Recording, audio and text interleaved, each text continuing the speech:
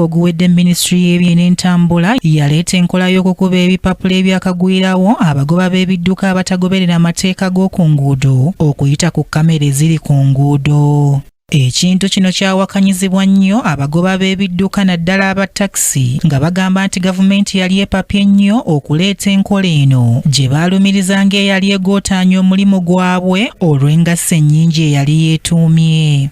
Ziri ssente emitwalo 2 kati ate ne batuwa ennaku 3 ate muno osasulira emitwalo 6. Nti omulama gwereese ti mubi aye gwetaagamu omusomo n'okutereeza enguudo. Kaza ya gavumenti buli kijja kyonna kiba kipya matu gaffe. Kino kyawaliriza yali minisita w'ebyentambula mu kiseera ekyo Gen. Edward Katumba Wamala okulangirira nga bwe baali bayimirizza mu nkola eno basooke beetegereza awamu n'okukola ennongoosereza mu byali bitatambula bulungi oba oliawo ng'era okuva olwo wazze wabaawo emisomo n'enkuŋŋaana ku nsonga eno ezeetabiddwamu abantu abatali bamu abakwatibwako ensonga.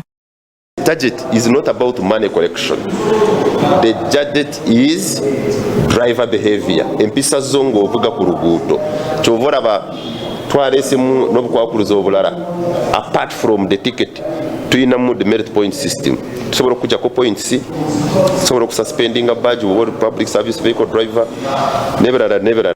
Kati olwaleero mu lukuŋŋaana olusembyeyo olwetabiddwamu abakwatibwako ensonga omuli abavuzi b'ebidduka, Wilston Katushabe, Kamiishona mu Ministry y'Ebyentambula, ategeezezza nti byonna ebikoleddwamu ennongoosereza ne bikyusibwa bagenda kubiwaayo mu lukiiko lw'abaminisita olwo balindirire ekyokuteekesa ebinaaba bisaliddwawo mu nkola. Ebirowoozo butwafunye kuva mu bantu bijja kwetaagisamu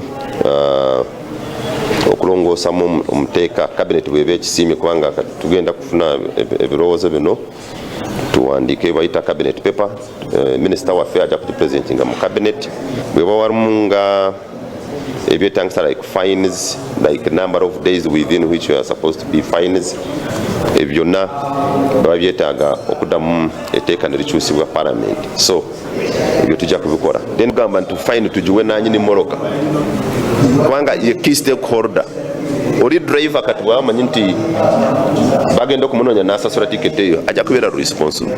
Ono alaze nga bwe bagenda okukwatagana n'ekitongole ki KCCA ekiddukanya ekibuga Kampala okumaliriza ekyokussaawo obupande obulabula abantu ku makubo saako ne kamera z'oku nguudo. Nga twamaze okwogera ne abantu baffe ab'omu department ya National Roads, KCCA n'aba department ya District Urban Roads put these cameras, then walina okubeerawo ki those signposts n'enguudo nga ziriwero mark.